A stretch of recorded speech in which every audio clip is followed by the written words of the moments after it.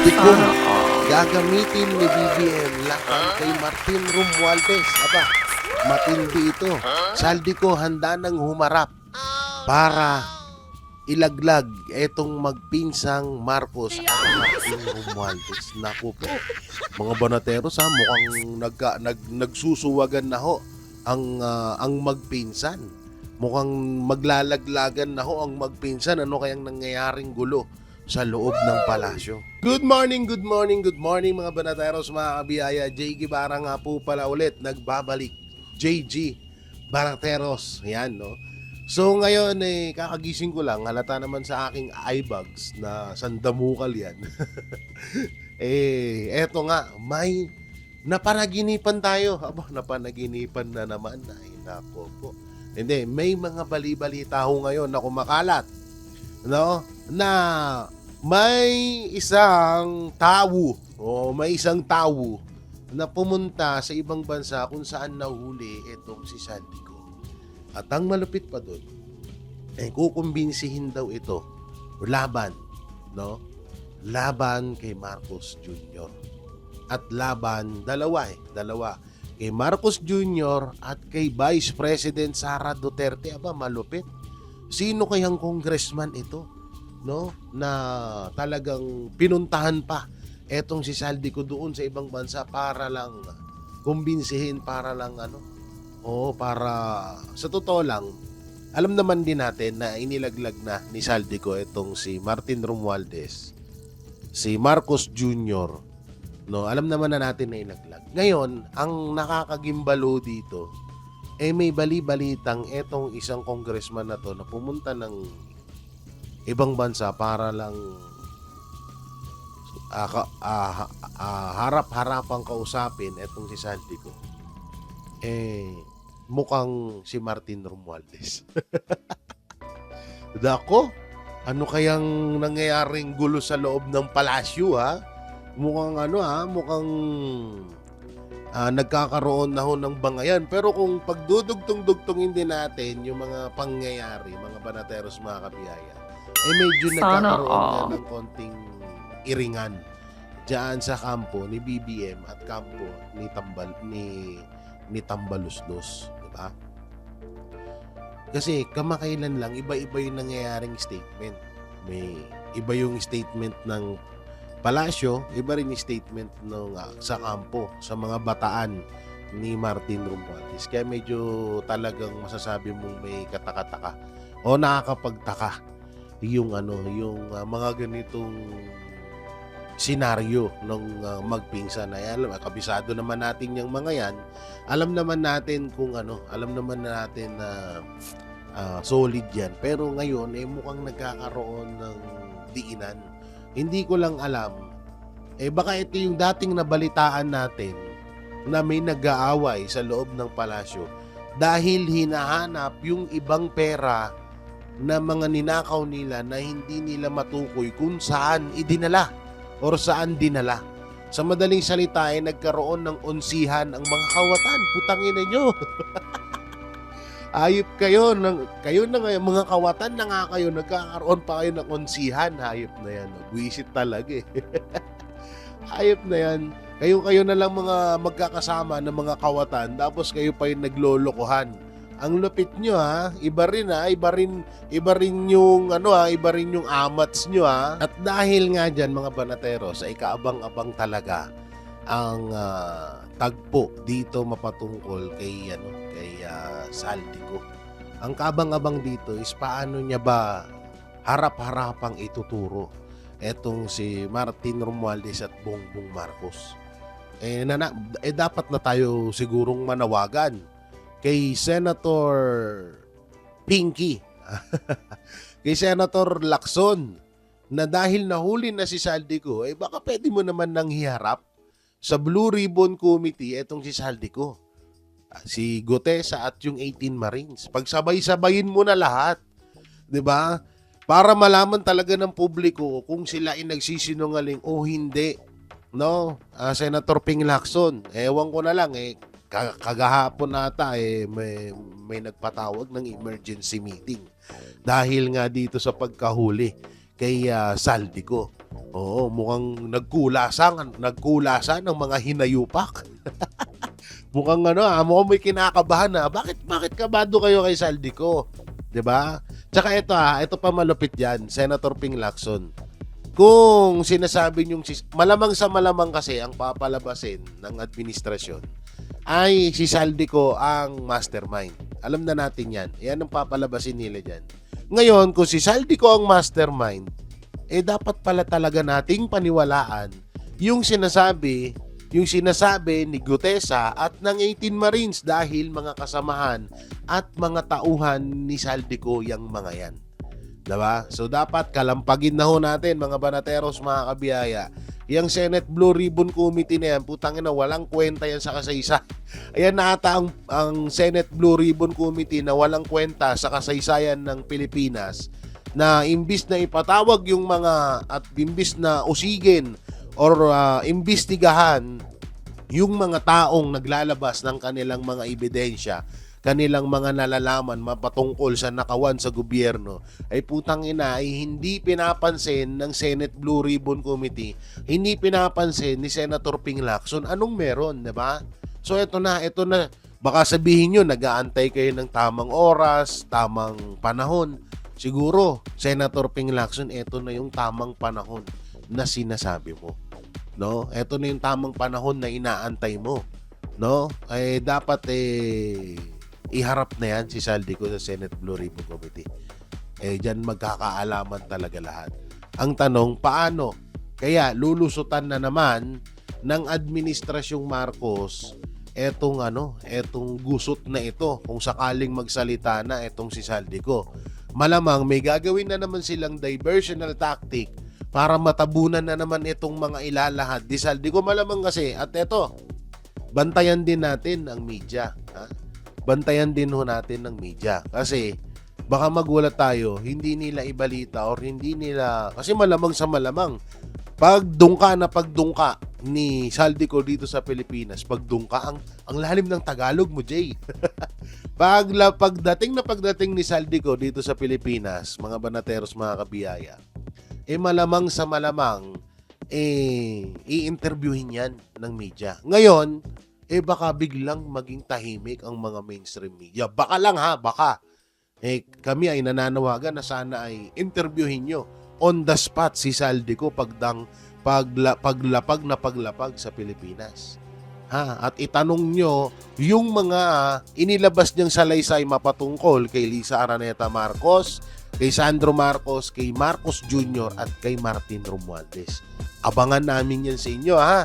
Shoutout sa ABS-CBN, shoutout sa GMA News, shoutout sa News 5, TV5, at sa Bilyonaryo News Channel, sa 1PH, yan yung mga kilalang mga network O damay na natin ang Net25 at ang SMNI. Baka sabihin nila masyado tayong bias.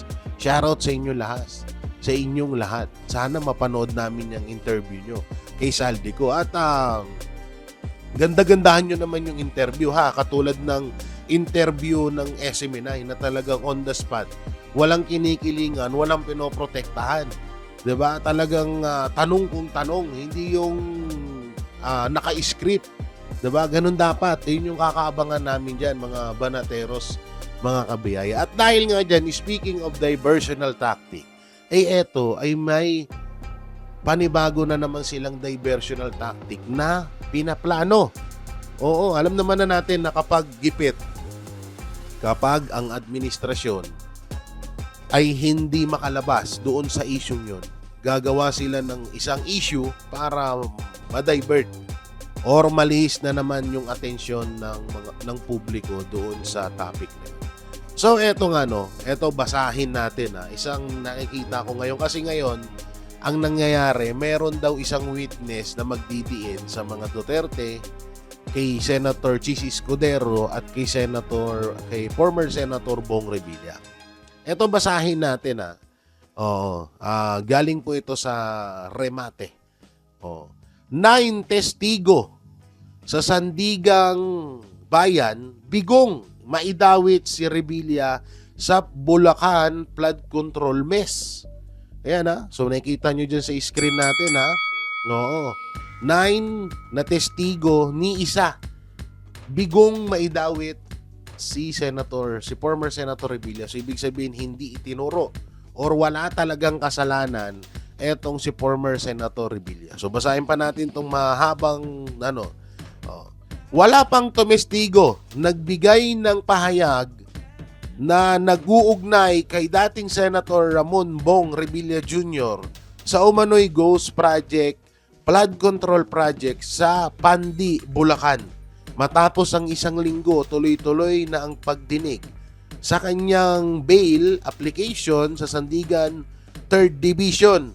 Mula nang magsimula ang pagdinig noong April 6 or April 6, 2026, siyam na testigo na ang hinarap ng Office of the Special Prosecutor or matatawag na OSP upang tuluyan ang aplikasyon ni Revilla para sa bail. Ngunit wala ni isang ang nakapagpatunay ng anumang koneksyon ng dating senador sa naturang proyekto. Ay kahit di naman ako mapapaisip din, ang tagal na ho namin sinasabi sa inyo na paano makakapagnakaw si former Senator Bong Revilla sa Bulacan? Eh hindi naman siya tiga dun. Di ba? Hindi naman tiga dun si former Senator Bong Revilla. So napakalabo na makapagnakaw siya. Siguro ha, hindi ko sinasabi at hindi ko pinopoint na dawit siya. Pero kung meron man na malapit na matuturing mo or mapapaisip ka na may posibilidad na magnakaw or kumuha or gumawa ng ganito na ibinibintang kay former Senator Bong Revilla, siguro yung mga politikong lihitimong tiga Bulacan. 'Di ba? Lihitimong tiga Bulacan at tsaka isipin niyo maigi. Bakit magnanakaw si former Senator Bong Revilla sa Bulacan, tiga Cavite siya. Kung magnanakaw lang din naman ako, hindi doon ako sa amin magnanakaw. 'Di ba? Isipin niyo maigi 'yon.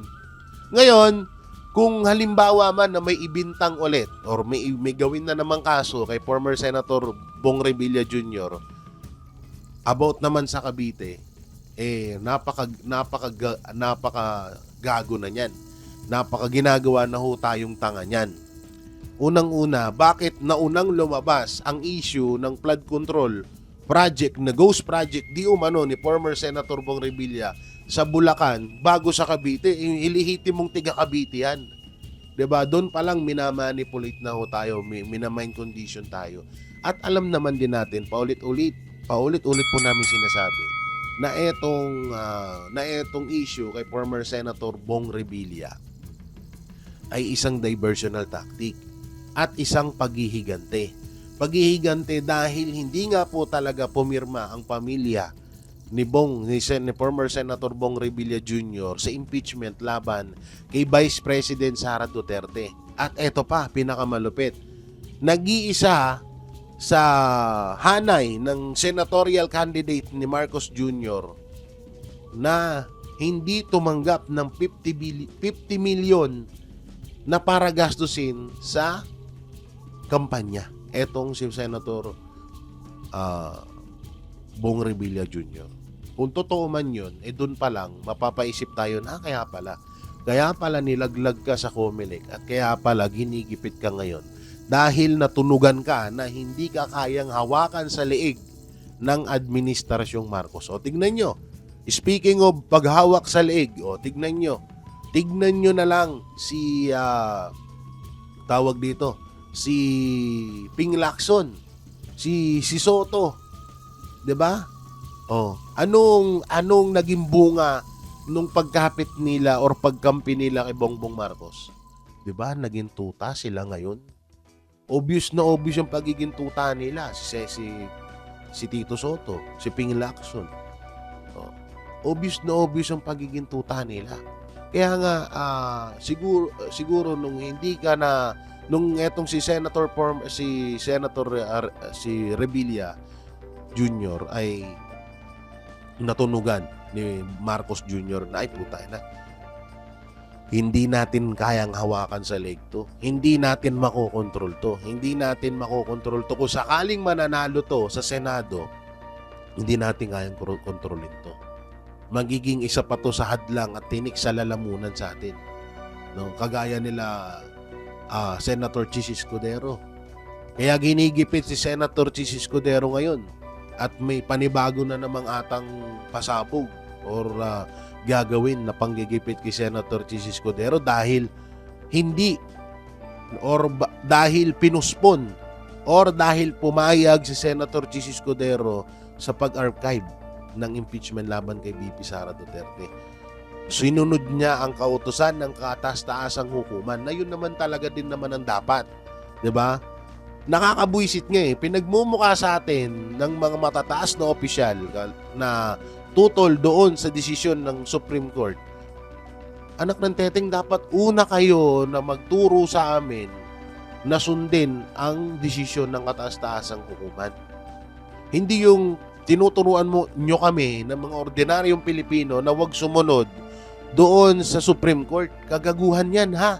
Tigil-tigilan nyo yan, mga hinayupak kayo. Aba, mga banateros, mga kabiyaya, eto nga, umaw-aw na. Tumahol na po. Tumahol na po ang isa sa mga aso or garapata ni Marcos Jr. Walang iba kundi si Auntie Claire.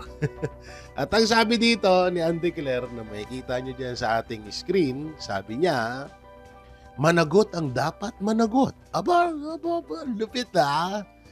Pumalag si Palace Press Officer Yusek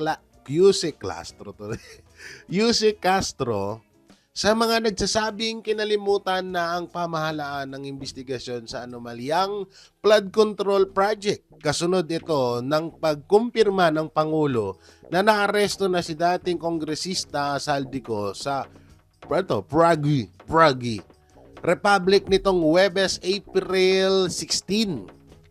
Speaking of 16 minutes na tayo nagdadaldal dito. Baka naman, share nyo naman to. Mag-like naman kayo dyan, ha? So ngayon, eto, ginagamit nga ng administrasyon na achievement etong pagka-aresto kay Saldico. Nagaling lang, galing ng technique niya, ha? Oo, ginagamit nyo gagamitin yung achievement, ang pagkahuli, pagka-aresto kay Saldico. Sira ulo ba kayo? Hindi namin kailangan yan, ha? Ay, kailangan din naman din pala kasi isa rin siya sa mga nagnakaw Isa din siya sa mga talagang matatawag na nakinabang sa pera ng taong bayan. O isa sa mga kawatan kasama ni Martin Romualdez at Bongbong Marcos. Ang gusto namin at ang gusto ng buong Pilipinas ay makulong si Martin Romualdez at si Marcos Jr. Dahil kung si Saldico ang itinuturing yung mastermind sa nakawan na ito, dapat panghawakan din natin yung sinasabi ni Saldico na dawit or kasama niya or ang nag-uutos sa kanya na magnakaw ng pera ay si Martin Romualdez at ang pinsan niyang napakagaling na presidente sa bansang Pilipinas ay si Bongbong Marcos. 'Di ba? Yun dapat yun ang gusto namin. Hanggang ngayon puro yung ombudsman kakasuhan daw ng plunder si Martin Romualdez, kesyo ganyan 9 to 6 months daw, anak ng teteng. Nauna pang naaresto si Kiko Barsaga kaysa kay Martin Romualdez. Mas nauna pang naaresto si Saldico kaysa kay Martin Romualdez. Abay, napakagaling nyo naman. 'Di ba? So, hindi nyo dapat gawing achievement ng administrasyon yung pagkadakip kay Saldico. Yung nauna, hindi naman kayo nakahuli diyan. 'Di ba? Ibang bansa naman ang nakahuli diyan. So, paano nyo gagawing yan na ba yung sinasabi nyong big fish? Mukhang sa mga pananalita na sinasabi ni Auntie Claire, mukhang ipapamukha sa atin, mga banateros, mga kabiyaya, na ang tinuturing nila na big fish na mananagot sa flood control ay si Saldico lang. Paano si Martin Romualdez? Paano si Lisa Araneta Marcos? paano yung kapatid ni Lisa Araneta Marcos, si Sandro Marcos, si Bongbong Marcos na itinuturo ni Saldico. Paano yan? Hindi ba sila mga big fish? Tsaka ito anong mapapala ni Saldico kung magsisinungaling siya o sabihin natin na gawa-gawa niya lang itong pagdawit kay Marcos Jr. at kay Martin Romualdez. Di ba wala naman siya mapapala? Una-una, nasa kanya na yung pera. Pangalawa, excuse me, hindi naman tanga-tanga etong si Saldico para ipagkalulu niya yung sarili niya. Alam niya naman na napakalakas ng puwersa, napakalakas ng kapangyarihan ni Bongbong Marcos, ng Administrasyong Marcos, tapos idadawit niya. Dinayari siya. Diba? So ibig sabihin, talagang totoo ang sinasabi ni Saldico na kasabwat niya itong magpinsan. Diba? Kasi kung ako naman, gagawa na lang ako ng kwento, bakit ko pakakalabanin yung malakas? Di doon ako sa mahina. Diba? Doon ako sa mahina. Hindi ko sinasabing mahina. Doon ako sa maaaring magiging safe ako. Kasi halimbawa lamang po kung etong si Saldico, inilahad niya dati, inilaglag niya dati si VP Sara Duterte, safe siya ngayon. Alam naman natin yan. Safe si Saldico. Baka hanggang ngayon nasa Pilipinas pa rin si Saldico. Baka love na love pa rin siya ng magpinsang Marcos at Romualdez. Diba? Isipin nyo maigi yun. Love na love pa rin siya. Baka hanggang ngayon magkakasama pa rin sila. Baka hanggang ngayon nasa Congress pa rin si Saldico. Lamon pa rin ng lamon ng pera ng taong bayan. Kung halimbawa na ganun ang ginawa niya. Pero ang ginawa ni Saldico ay totoo. Idinawit niya yung totoong kasama niya sa pagnanakaw na ito. At dahil nga dyan, sa pagka-aresto ni Saldico, grabe din po, no? Grabe yung grabe po yung tawag dito, grabe po yung comment sa mga video ngayon, sa mga balita. At nananawagan po ang buong Pilipinas na ipatawag ni Senator Ping Lacson Soto etong si Saldico, si Gutesa at ang 18 Marines. Pagsabay-sabay na daw para isang largahan na. Ngayon, pinuputakti po sa mga comment section. Punta lang po kayo dyan sa mga post. Katulad yan. Etong post na to na nakita ko, galing po ito sa TV5. So, tignan nyo lang po yung mga, dyan. Tignan nyo lang po yung mga tawag dito. Tignan nyo lang po yung mga comment dyan ng mga netizen. Diba? At ito pa nga pinakamalupit dyan, no? Nag-post si Attorney Rowena Guanzon 1 minute ago. Taglay din niya ang saganang pondo. Pwede na yan, Daguio. Wala pa ring malinaw na kandidato ang admin na magpapatuloy sa Marcos legacy. Itandem na si BP ni si Martin Romualdez or John Vic.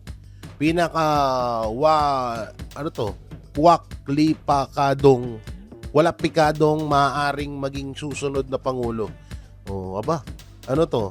Lisa Marcos for president. Marupit. Malupit to Lisa Marcos for president. Oo, ito yung sinusulong ngayon ng mga tansuan.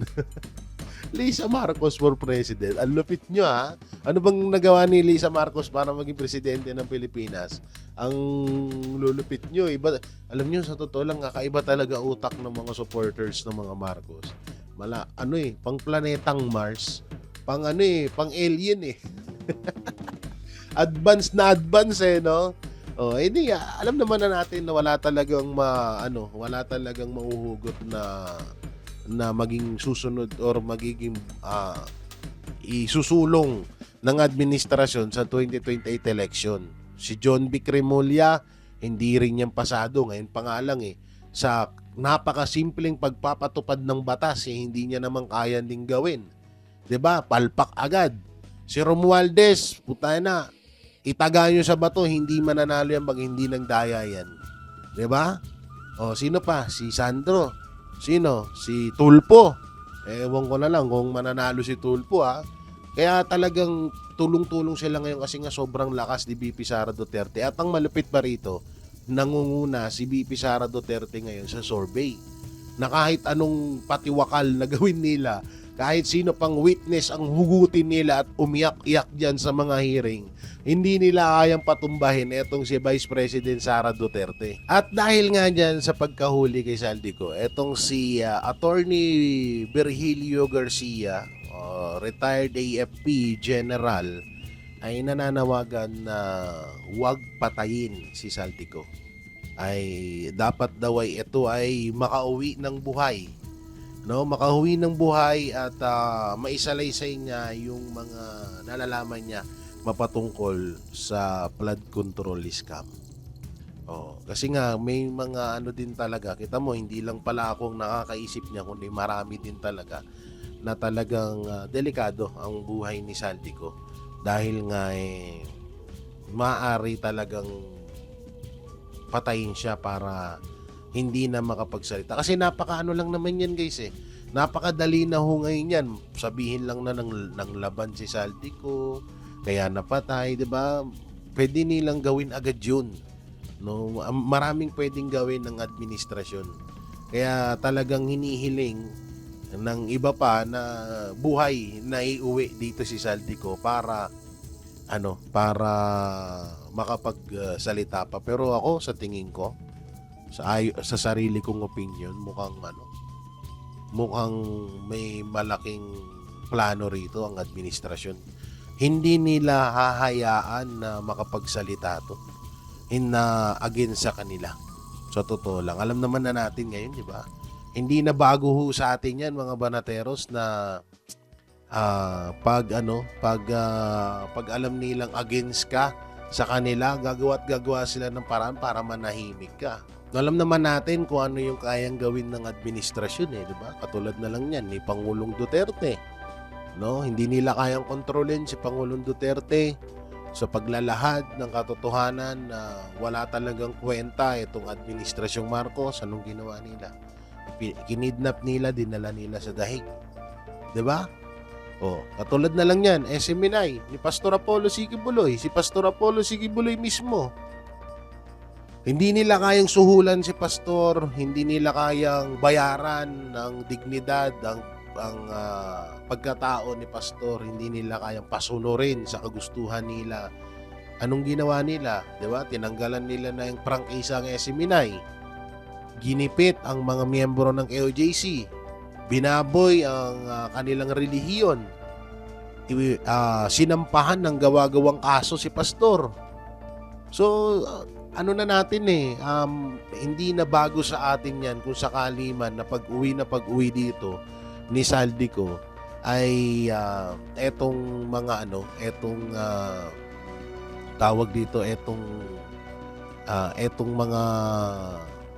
mga aasahan dapat natin na ibulgar ni Saldico ay may iba. Pwedeng manahimik, pwedeng patahimikin nila si Saldico, pwedeng hindi nila pagsalitain si Saldico, pwedeng hindi nila iharap yan sa mga media, pwedeng itago nila yan. Sa totoo nga lang, ang masaklap pa dyan, hawak na nila tapos ililihim pa nila para lang hindi makapagsalita si Saldico. Palabasin lang nila na hanggang ngayon ay nandun pa rin yan sa bansa na yun, diba? Pwedeng ganun ang gawin nila kahit hawak-hawak na nila si Saldico. Maraming pwedeng gawin ng administrasyon sa totoo lang. Sobrang daming pwedeng gawin ng administrasyon na imposible. No? Yung mga posible kaya nilang gawing imposible. No? So, yung mga imposible pala kaya nilang gawing posible. So, hindi na bago sa atin yan. Ngayon nga, about dun sa buhay or patay na may uwi si Saldico ay 50-50 po yan. Ayon sa para ho sa sarili kong opinion, 50-50 yan na buhay or patay na makauwi or itatago nga nila yan. May mga balibal, may mga sabi-sabi na nga ngayon na hindi daw talaga ihaharap si Saldico sa anumang hearing na mangyayari sa Pilipinas. Hindi nila hahayaan na makapagsalita si Saldico against sa kanila. Pwede siguro kung hindi against sa kanila. Kung halimbawa, ipapadikdik nila, o Saldico, ganito, para safe ka, safe ang pamilya mo, ligtas ka, idiin mo si Sara Duterte, idiin mo si Chis Escudero, idiin mo si Bato de la Rosa, si Bongo, 'di ba? Idiin mo yung mga senator na humahad lang sa impeachment kay BP Sara. Pwedeng ganun ang mangyari dyan, mga banateros, mga kabiyaya. Kaya dapat maging alerto, mapagmatsyag, lalo na ngayon na nahuli na si Saldico. Na kay Saldico kasi talaga yung pinakaalas din eh. Kapag si Saldico ang nagsalita laban sa kanila, talagang durog sila. At yun ang iniiwasan ng Administrasyong Marcos. So yan, mga banateros, mga kabiyaya, ano pong magiging komento nyo ho dito sa balitang ito? No, na yun nga sinundo na si Saldico or hawak na si Saldico ngayon ni BBM or ng Administrasyong Marcos. So ano po masasabi nyo dyan? Comment nyo lang po dyan sa baba at ating babasahin yan. Hindi ko man maisa-isa pero binabasa ko po yan. At syempre, don't forget to like, share, comment, and subscribe sa ating YouTube channel. Paipindot na lang din po yung bell button para lagi kayong updated sa ating mga video araw-araw. At ayun, may Facebook page tayo na JG Banateros, J Guevara, TikTok account. Iba-iba po yung content dyan na ginagawa ko. May nagkukomento po ako ng bukod. Hindi nyo napapanood dito sa YouTube, pero bukod po doon sa Facebook, bukod po doon sa TikTok. So, syempre, sa lahat din ng Banateros Brothers, kila Banat Bay, Coach Oli, Boss Dada, Master Judea, Paring RJ, Sir Jack. At ayun, sama niya rin yung mga tropa pits natin dyan na sila Boy Sardinas, Calso at Tabak Farmer. So, yun. Maraming salamat sa suporta nyo. Siyempre, sa pamilyang Duterte at sa SMNI, Vox Populi at kay Pastor Apollo Sigapuloy. So, maraming salamat. Ingat po kayo palagi. God bless and peace. And